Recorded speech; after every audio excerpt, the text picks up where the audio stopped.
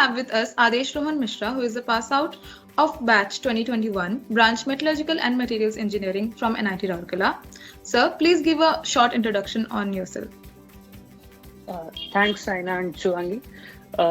So I am Adesh Rohan Mishra, and I'm currently pursuing my master's in computational material science and engineering at Carnegie Mellon. And I am from the 2021 batch of NIT Rourkela from Metallurgical and Materials Engineering. So yeah, that's all for my introduction.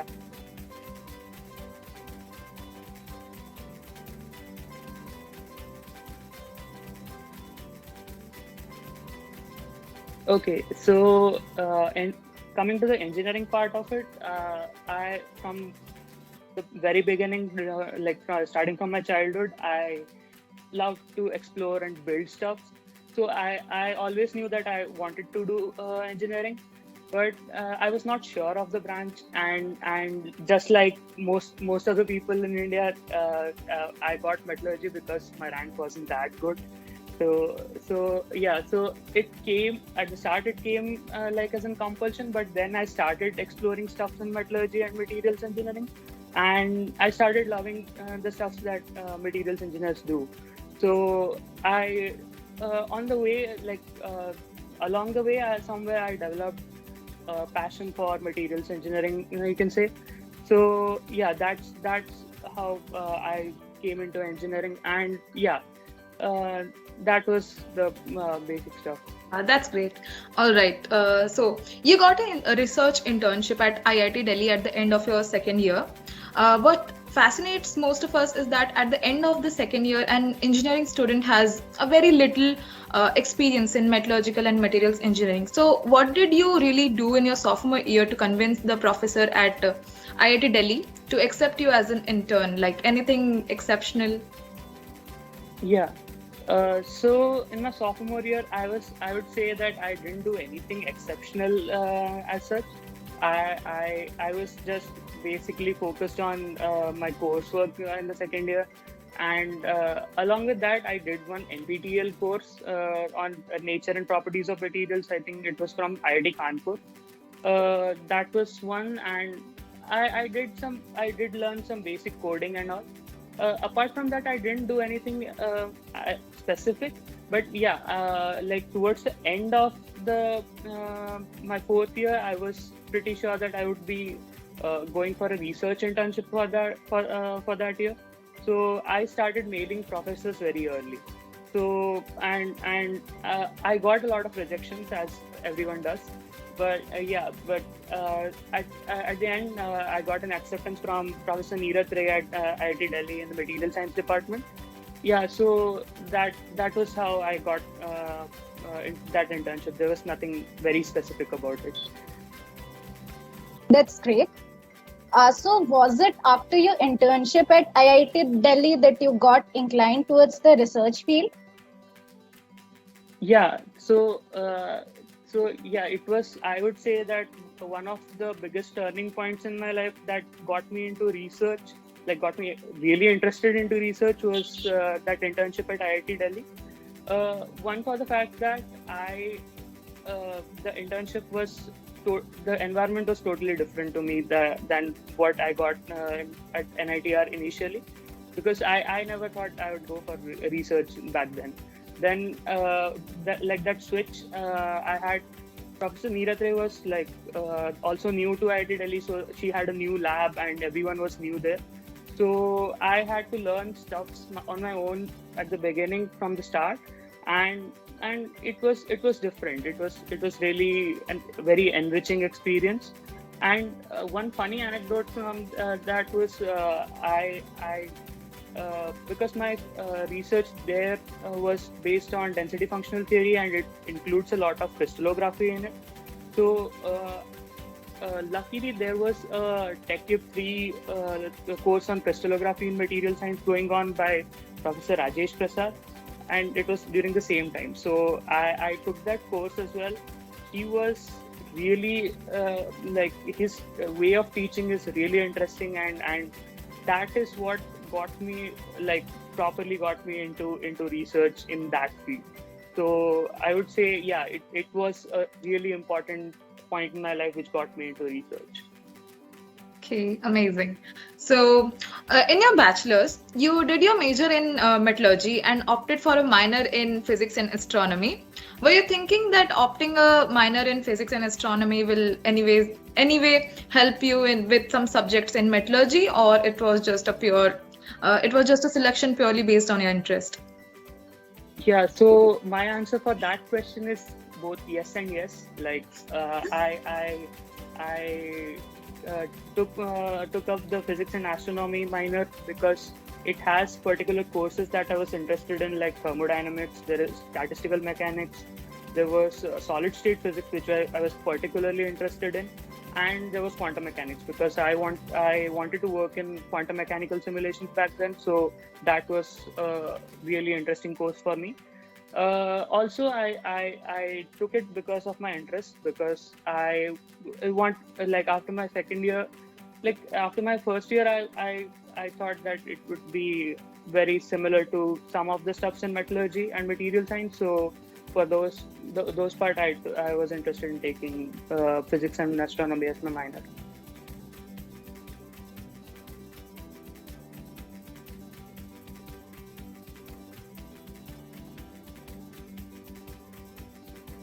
Yeah, so yeah, it's an interesting question for me because when I went for that internship, I had to learn everything from scratch, and the professor told me that it would be better, like I would learn better if I do my own research and get stuffs and learn, because that's how things are in computational material science. You don't have consolidated resources, or uh, like you don't get everything at one place. So you have to do your own research. You have to find, like, professors are there who are putting stuffs online, and you have to go through tons of research papers. So that was my basic thing when I started learning computational material science. I would mention two great books. I'll say one was the Introduction to Computational Material Science by R. Lesar, and there was a Computational Material Science and Engineering book by Jun-Gun Lee. I don't exactly remember the name of the book. So yeah, so that was how I got into it. And then about the softwares and all, you get tons of stuff resources online. So that also helps. Like that also helps. But yeah, you. All right. So, as we all know, you are currently pursuing your master's in computational material sciences and engineering at Carnegie Mellon University, which I guess was your dream to enter into research field. Was what really inspired you to cultivate a dream like that? Yeah, so that's a big question as well. I would say that when I got into computational material science and after doing research under Professor Pal, I really had a clear vision that I want to go into that field, and so that's why I started looking up for higher studies opportunities in that field. So there are very few universities who offer a course particularly in computational material science and engineering. So and Carnegie Mellon is known for being good at computational everything. Like they are I think the best for computer science in the entire world. So yeah, so that really excited me as they offered this course, as well as I have the freedom to take up courses from computer science department, which is really cool, I think. So yeah, so that was the basic thing that got me interested in particularly taking up this course. All right. So, for a master's in a foreign university, an Indian student must give GRE, specifically for US universities, and a test to prove one's English proficiency. What was your preparation strategy for both of these exams, and when exactly in your bachelor's did you start preparing for the same? Yeah, so there's a somewhat funny story. It's not very funny, but still a funny story attached with it. I started preparing for my GRE during like just before the pandemic started, and I thought I would be like appearing for my GRE in May, because May or like somewhere in the summer vacation. So that was my initial plan, but a pandemic started and there was like no GRE centers open and you couldn't go out of your home. And GRE does have this stuff called GRE Online where you can attend for the online exams, but I don't think that was very efficient, particularly for my case. So kept delaying my GRE dates. Like I thought that I would be giving GRE at some point in future, but it never actually happened. And fortunately for my for 2021 fall intake, most of the universities waived off the GRE requirement, so I never appeared for GRE. So yeah, so that was that was one thing. Yeah, and for the TOEFL, they had a requirement for TOEFL, so I had to appear for TOEFL. I think I did in November. But yeah, the TOEFL preparation is like very similar to the GRE preparation. As I prepared for GRE, it was like easier for me just to appear the TOEFL. And yeah, so I would say a good time for anyone else to appear for this exam would be probably in their third, like the end of their third year, maybe, or maybe if possible somewhere in the December of the third year, because those scores are valid for like 2 or 3 years. So you can use that score later on as well. Okay, cool. Okay, all right. So you must have done a lot of research on which university to apply for to pursue your masters. My question to you is, how did you find your dream or ideal university? Like, is there any online portal or website where a student can get all the informations required? And secondly, which all countries did you prefer for your higher studies? Yeah, so the thing is, I was like pretty focused in computational material science and engineering, so I didn't apply to any other universities which didn't offer the specialization in computational material science and engineering. It is a fun fact that I only applied to one US university. I didn't apply to any other US university. I wasn't sure if I'll get here or not, but I still applied to this university, and I applied to few more universities in Germany. I got into TU Munich. I got some other admits from other universities as well. I think there is a computational material science and engineering course in ICAMS in Ruhr Bochum in Germany. So I got into that as well. So those were like few of the universities which provided computational material science and engineering specialization, and I applied to those. So basically my mindset was to opt for the course rather than seeing the ranking of the university itself. And yeah, ranking of the university does matter. Like it matters to somewhat extent, but yeah, it also matters which course you are going in and how much interest do you have. So and talking about like shortlisting universities, you can use the US rankings news, the QS rankings, and yeah, stuffs like that. So there are online websites which rank universities, and you can, like, even based on departments, you can see the departmental rankings as well. So that can also help. So but yeah, I would always say to prefer the coursework rather than the university. Okay. Okay, all right. So you must have done a lot of research on which university to apply for to pursue your masters. My question to you is, how did you find your dream or ideal university? Like, is there any online portal or website where a student can get all the informations required?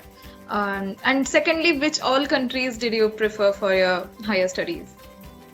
Yeah, so the thing is, I was like pretty focused in computational material science and engineering, so I didn't apply to any other universities which didn't offer the specialization in computational material science and engineering. It is a fun fact that I only applied to one US university. I didn't apply to any other US university. I wasn't sure if I'll get here or not, but I still applied to this university, and I applied to few more universities in Germany. I got into TU Munich. I got some other admits from other universities as well.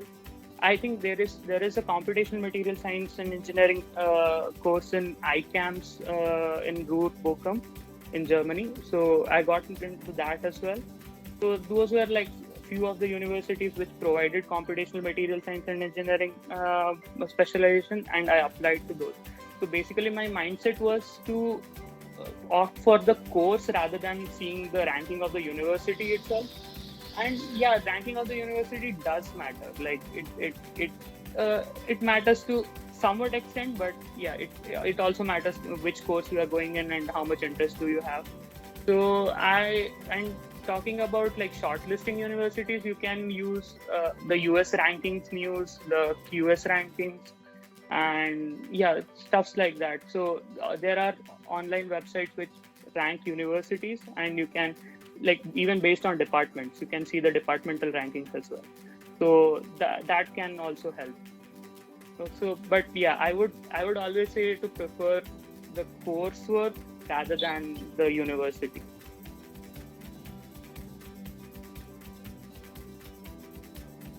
I would say that you first thing is to get good at like programming basically, because that helps a lot. Apart from that, you can always like find stuff online, but you have to invest a lot of time in that, because as I mentioned earlier, there are no one stop shops for like having everything at one place. So whatever you are interested in or whatever you want to learn, I would say that go do a Google search on that. Go through resources that you find on the internet. Everything adds up, like small pieces at a time. But yeah, in the end, you basically gather up a lot of stuff so that you can start working on that. And I would say I would again focus on the fact that research papers are the really good resource to learn from. You have to go through a lot of research papers in order to learn something in details, because people have done really good research in the particular field. So I would say that time management is something really crucial in learning stuffs along with your coursework, because you have to make sure that you are not like neglecting your coursework like just for learning something new. So you have to make what I personally did was I divided time. I kept particular slots in the day to learn this particular stuff. So I didn't devote all the time to that, but yeah, I made sure that I am learning something every day. So that was my approach to it, and I think it worked pretty well. It at the end, you basically learn a lot of stuff if you are taking one step every day. So yeah, so I would say that it's great to have a clear goal in your mind and work tiny steps towards it along with your coursework. So that helps a lot. Have interest in learning stuffs. Material science, I would say, is one of the most interesting fields you can get in, because we build stuffs which are like the first step in building other stuff. So every other engineering field depends on basically material. So you are developing, maybe developing stuffs that have never been developed before. So it is fun learning material science, and I would say that you should have an open mind and learn as much stuff as you want, and have a passion for material science. I would say, like, it's a great field. So many people do have this perception that they didn't get a good rank and that's why they got into metallurgy, but I would say that it itself is a great field, and you can do wonders in being in this field. Yeah, so that would be my message to everyone. Okay. Lastly, what is the scope of computational material science, and what would be your piece of advice to a student who wishes to pursue the same in his future? So about computational material science and engineering, I would say that like with the development in computer science in every field, the applications of computer science in every field, it is becoming a necessity to switch to more computational stuff. And I would say that we do tons of exciting research, and which may be I think applicable to industrial usage as well, like in the near future. So I think like computational material science has a great future ahead. And for me, there is all like for the research aspect of it, you can always like go into academia, become a professor and everything. And other than that, you can work in research labs, you can go into companies. There are companies who actually do simulation of materials. So there are like aerospace usage, there are other companies, there are semiconductor companies which require research in computational material science. So yeah, the future is, I think the future scopes are great in computational material science right now. And yeah, I think for me particularly, I would go into academia because I am more interested in that. So like doing independent research, engaging with students and all. So yeah, that's what my plan is. Okay, so what will you advise someone who wishes to pursue this? Like, how should he go about it? As you know, Yeah. like this is a pandemic period, so things are not normal. So Yeah, so for someone who wants to go into computational material science and engineering, I would say the best way to go about is to start researching online about stuff and reading research papers and stuff like that. And I think in the pandemic it is still feasible to do that because you are basically working on a computer. So you can no matter how powerful your computer system is, you can still like look up stuff and learn stuff, even learn some basic coding and all. So that really helps. And yeah, to develop interest, I would say that like there are like coursework. I think in our undergrad we got courses in atomistic simulation, which teach in which they taught us molecular dynamics and all. So yeah, so that I would say focus on those courses as well. okay, so that's all we had to ask, and it was really a very insightful session for us. It was really great to have you here. Thanks for walking us through your journey. Thank you. Thanks for the opportunity of for this opportunity. It was a pleasure talking to you. Thank you.